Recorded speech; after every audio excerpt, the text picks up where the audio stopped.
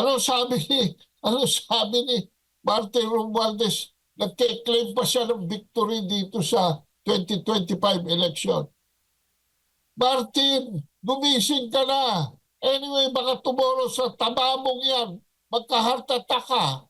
Magbagong isip ka na. Hindi kayo nagwagi. At alam mo, sabi niya, mag-appropriate pa daw siya ng trilyon, daan-daan bilyon para ang bigas ay bumagsak sa 20 pesos. Si, walang katinuan eh. Naulol na po. Ha? Gumewang-gewang na ang balanse ng utak. Wala ng sariling bait. Nalulun na sa sariling kapangyarihan. Kinain na ng sariling kasakiman, ng sariling kasamaan. Hindi pa ba natin itatapon ang ganyang panunukulan? Bakit natin pagtsatsagaan yan? Buti kung pera nila ginagamit nila. Ay nakikinabang pa sila dyan.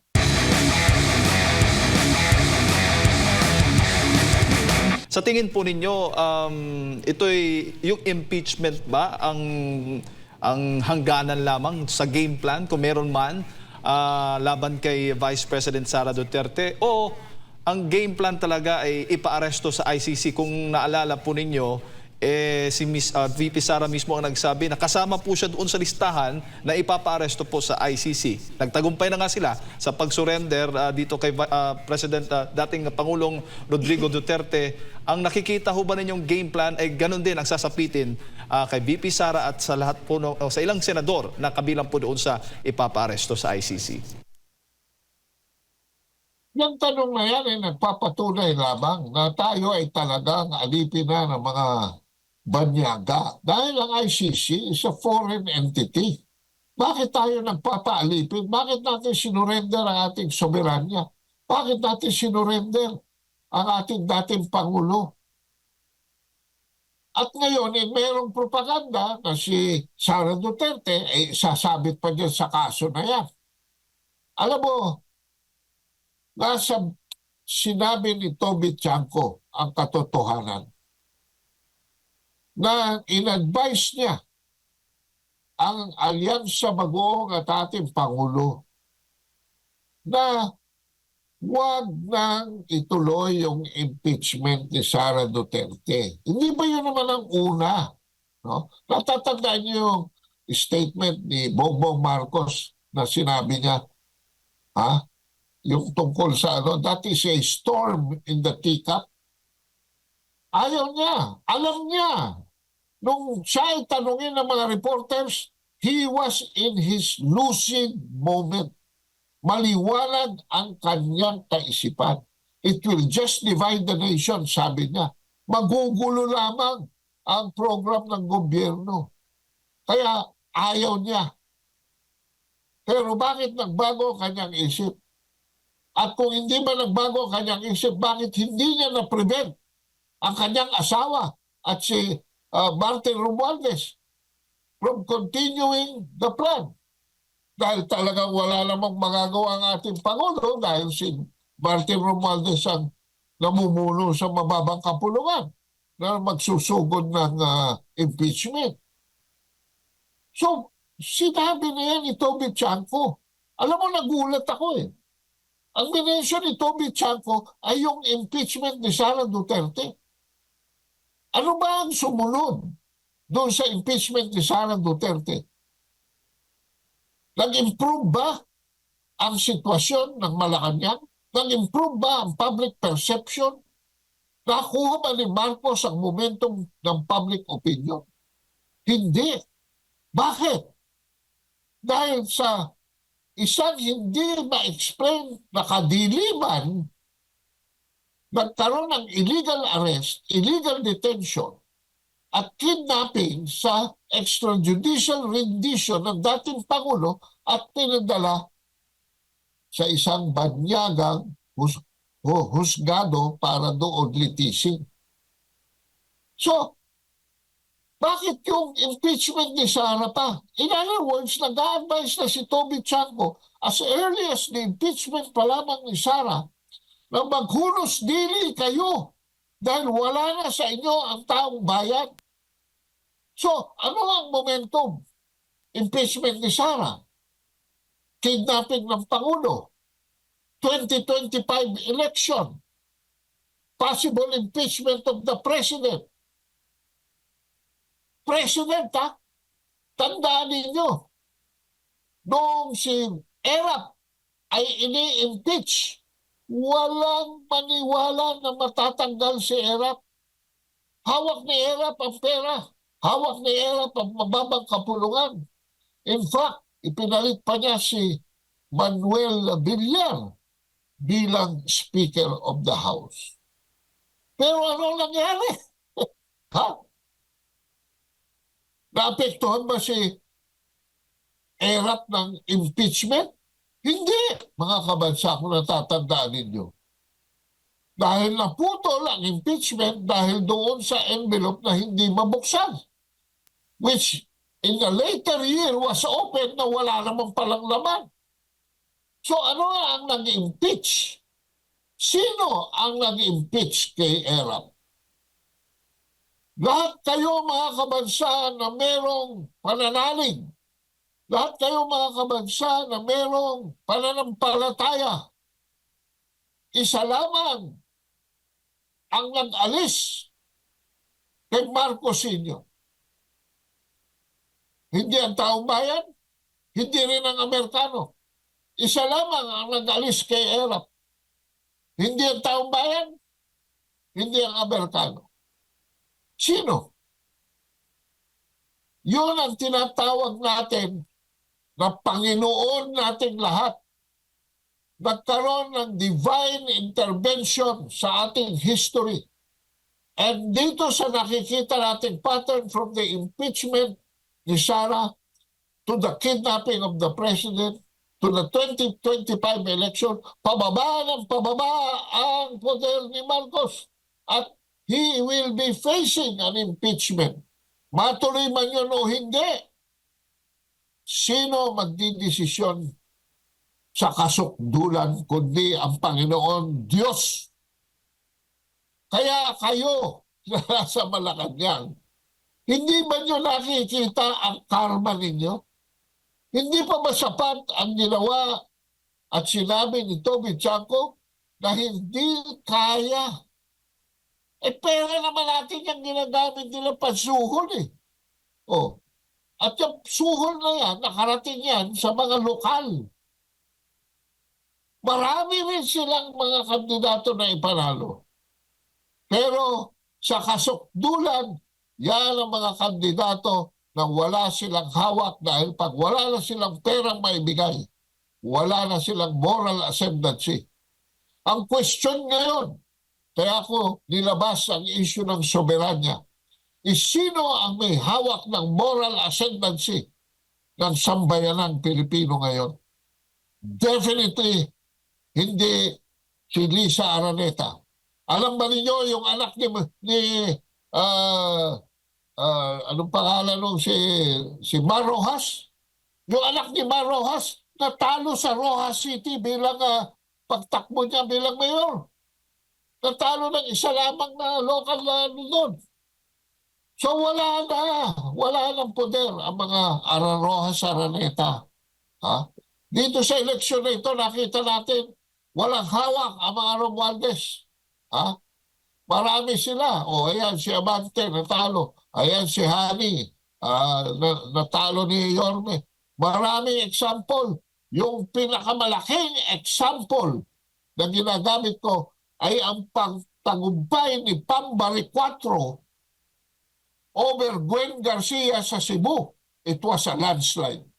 Ang ginagamit kong example ay ang pagtatagumpay ni Egay Aglipay sa Cagayan, with Manuel Mamba as Vice Governor over the money that was poured in there by the Romualdezes in favor of Lara.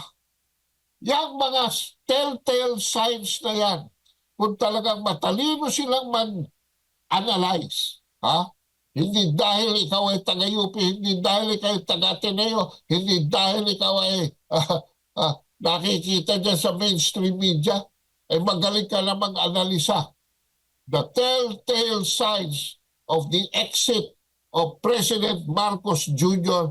is already in the handwriting on the wall. Nandiyan na yan. At yan ay matutupad dahil yan ay kapasyahan ng kaitaas-itaasan. Jane. Opo, magandang umaga, Kado. Si Admar po ito.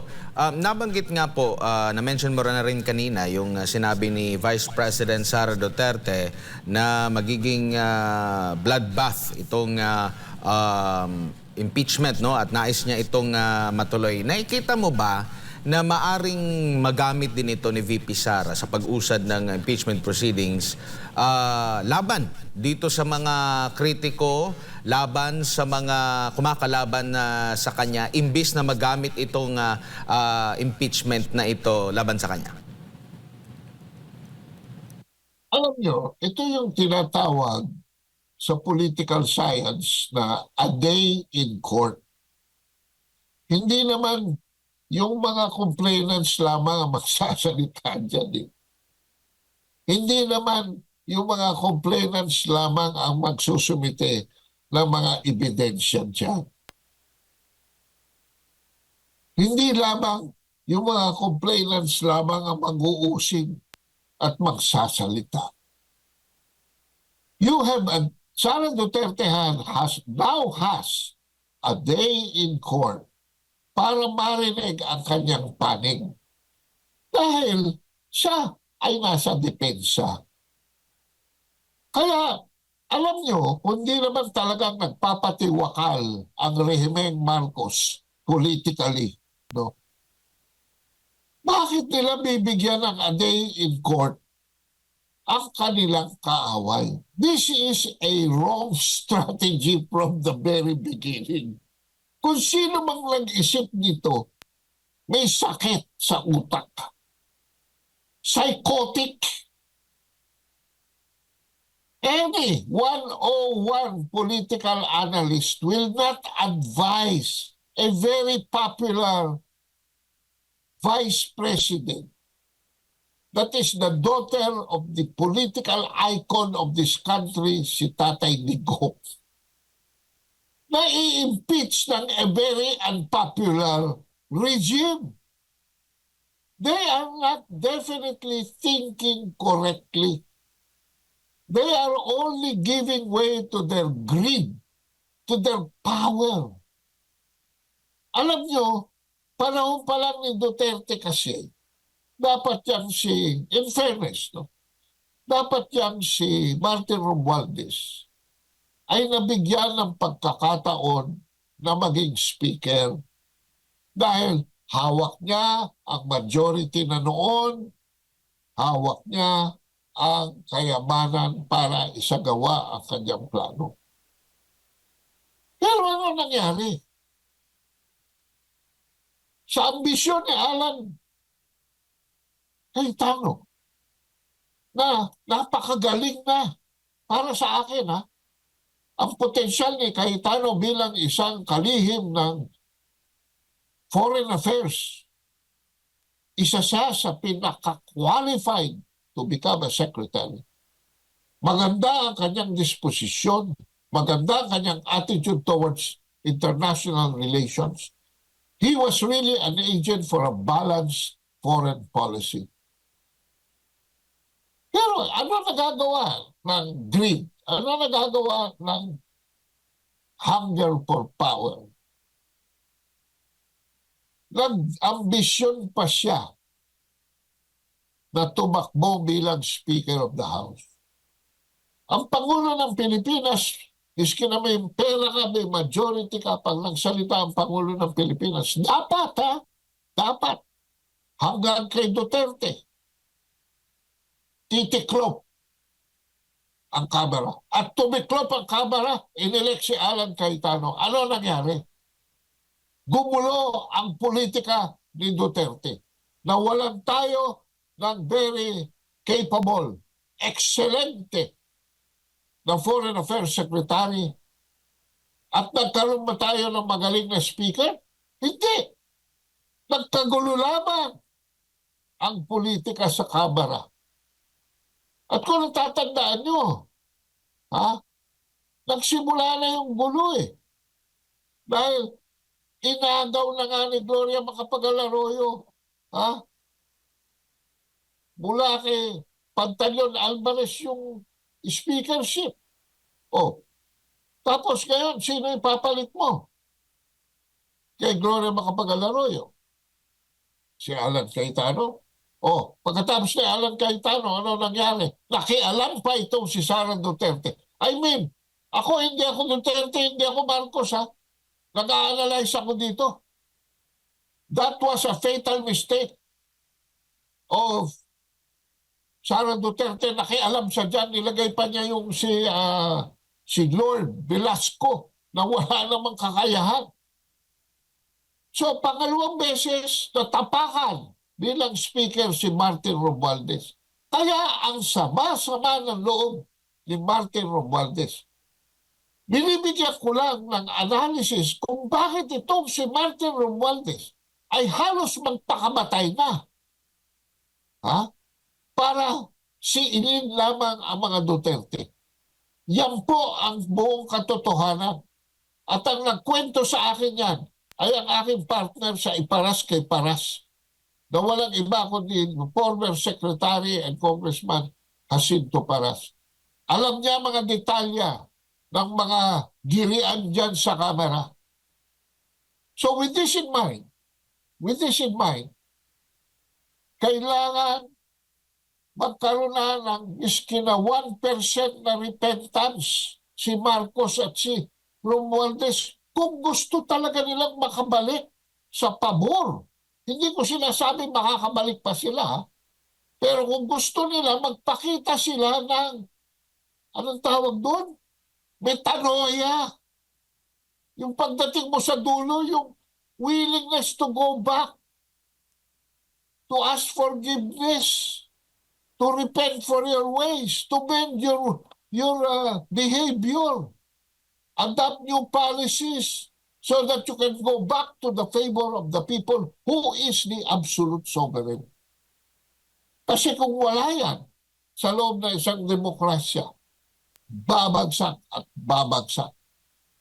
So, yan ho ang day in court ni Sara Duterte. Kumuha ho, hindi ng martilyo. Kumuha ho hindi ng palakol.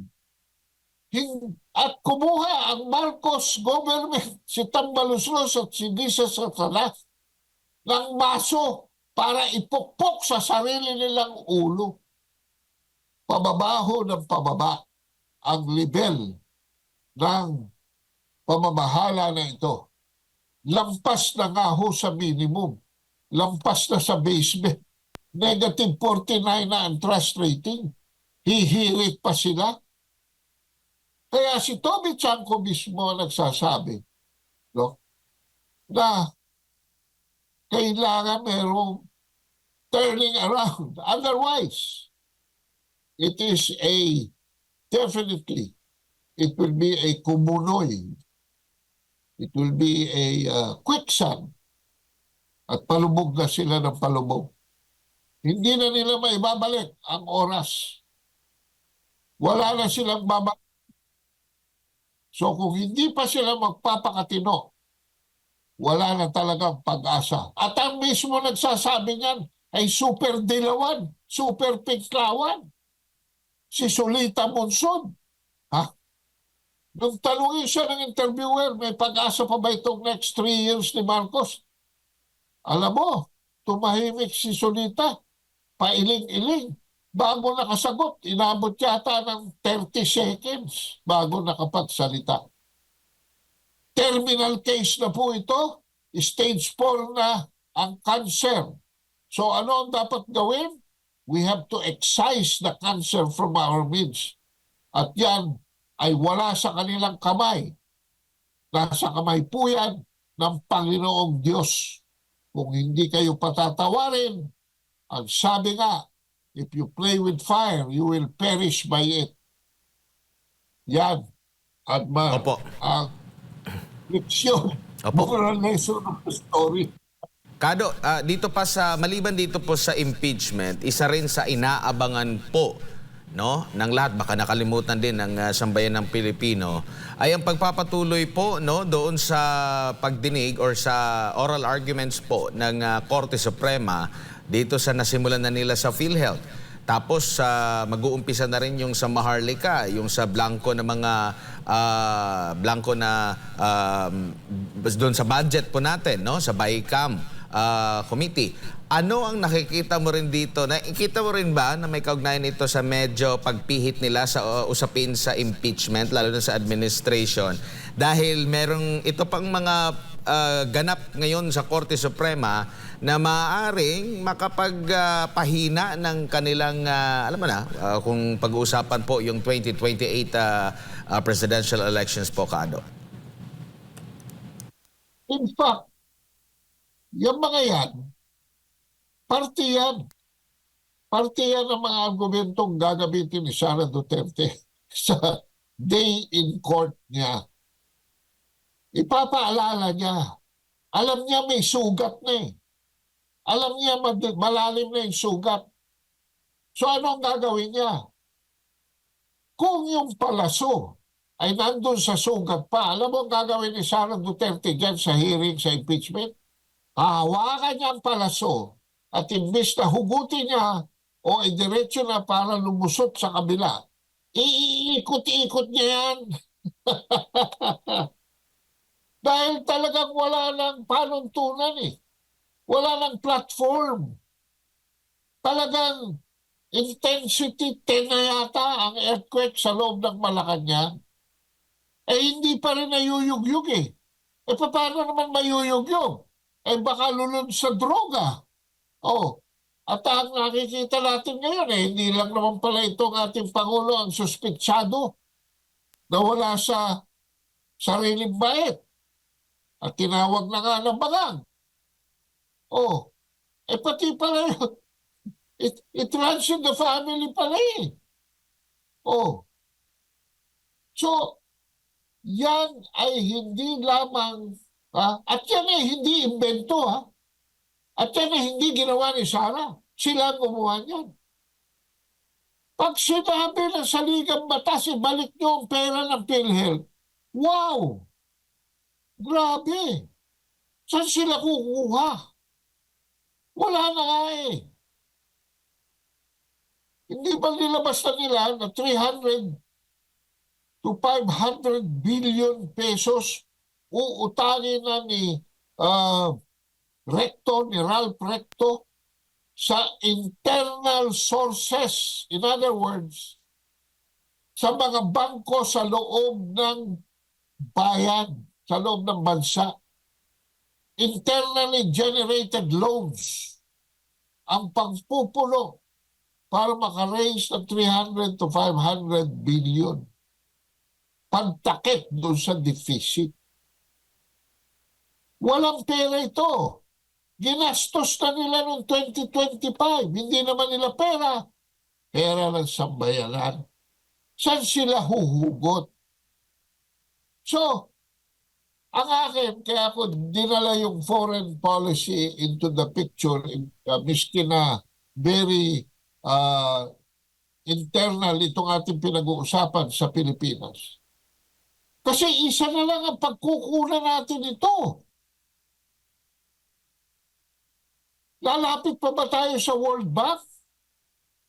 Ang sitwasyon natin financially ngayon ay mahintulad ko. Ewan ko kung nandiyan na kayo noong 1984. Noong 1984, yung po ang taon na ako'y bumagsak sa aking pedestal bilang isang vice-presidente ng Toyota. I was very young. I was very privileged. Ang laki ng sweldo ko, laki na kinikita ko lahat. Sa isang iglap, mga kabansa, nagsara lahat ang mga factories. Nagsara ang Toyota. So aanin pa si Ado Paglinawan kung wala nang factory. Nagsara eh. Wala na ibibenta kotse. Wala na gagawin kotse. So, kaming lahat, all 25 dealerships ng Toyota na tiklop. Isa ako sa mga nawala ng trabaho. At ako, nagkamali ako. Pati pala yung kotse ko, company car, hindi pala hindi pala car plan. Kung car plan sa akin, dahil ako nagbabayad. Company car pala. So nawalan din ako ng kotse. No? Nawalan din ako ng bahay. Dahil hindi ko na kayang umupa ng malaki. So from Makati, balik ako na Quezon City. So wala nang pagkukulang. 1984, sino ang Pangulo? Marcos Sr. Noong 83, namatay si Ninoy. Noong 84, bumagsak ang ekonomiya. In 85, nag-snap election. Noong 86, goodbye Marcos Sr. Yan ho ang pattern sa history na sinusundan natin ngayon. Hindi na nila mapupunuan yan sa PhilHealth. Ha? Hindi na nila makukuha yung pera pinaglipat-lipat nila ng mga blank checks. Dahil wala na po yun. Alam niyo ba, naging suhulan? Sabi ni Secretary Paras, sa kanyang maliit na syudad, Ginulhan sa Negros Oriental. Bakit natalo yung standard bearer nila? At sabi ni Atty. Jing, nako, nagkamali yung aming principal na una sa pagbibigay ng 2,500 sa mga butante. So, hawak na ng butante yung suhol no, yung budget ng standard bearer nila. Dahil nauna, nasapawan pa raw. So at the very least, yung eleksyon na nakaraan, bawat butante, lalo na sa lokal, nasuhulan ng at least 5,000 pesos. Saan ba galing yan? Sino ba merong ganyan kalaking kayamanan para ipamigay sa buong bansa sa mga lokal? Hindi ba taong bayan lamang? Hindi ba gobyerno lamang? Hindi ba yan ang budget na kinamkam ni Martin Romualdez para pamudmod pera natin? Paano nila ibabalik yan? Hindi na nila maibabalik yan. At bukod dyan, Admar, lalabas na lahat ang katarantaduhan nila sa korupsyon, sa smuggling, sa hoarding ng mga agricultural products. Ha?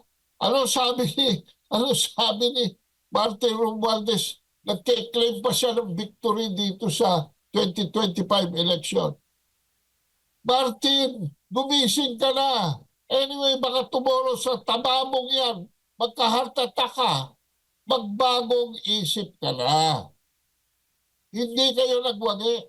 At alam mo, sabi niya, mag-appropriate pa daw siya ng trilyon, daan-daan bilyon para ang bigas ay bumagsak sa 20 pesos. Walang katinuan eh. Naulol na po. Ha? Gumewang-gewang na ang balanse ng utak. Wala ng sariling bait. Nalulun na sa sariling kapangyarihan. Kinain na ng sariling kasakiman, ng sariling kasamaan. Hindi pa ba natin itatapon ang ganyang panunukulan? Bakit natin pagtsatsagaan yan?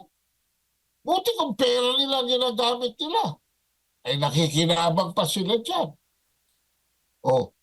So, sino lang ang may pera na ganyang kalaki para isalba tayo? Kaya ako pinilit ipasok ang usaping foreign relations dito. Dahil bansang China lamang. At ang China hindi papasok. Ha? Para kay Marcos. Kailangan pumalit ang Duterte. Pag pumalit ang Duterte, nako, madaling araw pa lamang kumakatok na mga kaibigan natin Chino. magbagong buhay tayo, ibago natin ang Pilipinas, isalba natin ang ekonomiya, pabagsakin natin ang inflation, ibalik natin ang mga infrastructure project, ibalik natin ang mga turismo, ibalik natin ang mga investment para maging sa visyon ng Tatay Digong ay maging kumbinyente. Napakasimple ang kanyang visyon. I only dream that our countrymen will have a simple convenience in life. Yan po ang quotation na galing sa ating tatay. Na tayo magkaroon lamang ng maalwan na pamumuhay. Hindi na natin kailangan maging mayaman lahat. Pero para magkaroon ng katinoan para sa sanay, yan po, a very simple level of convenience lamang. Ang dream ng ating tatay. Opo. O tapos, tapo nila sa kamay ng isang banyagang hudikatura. Eh, tingnan mo naman, Adman, ang ginagawa ng mga tao na yan.